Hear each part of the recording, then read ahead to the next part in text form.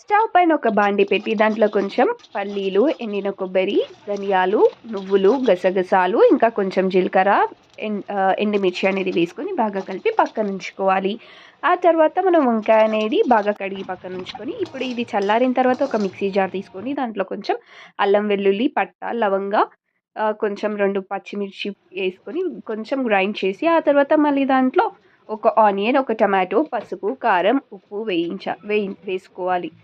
అది వేసి ఒక టమాటో కూడా యాడ్ చేసి కొంచెం చింతపండు రెబ్బ అనేది వేసి కరివేపాకు, కొత్తిమీర కూడా యాడ్ చేసి పేస్ట్ చేయాలి. ఇప్పుడు ఆ పేస్ట్ అనేది మనం వంకాయలోకి పట్టించి కొంచెం ఆయిల్ వేసి ఆ ఆయిల్లో వేగనివ్వాలి. అది వేగిన తర్వాత మనం పక్కన తీసుకొని అదే బాండీలో మనం కొంచెం జీలకర్ర, ఆవాలు, కరివేపాకు కొంచెం వేసేసి ఈ పేస్ట్ కూడా యాడ్ చేసి బాగా కలపాలి.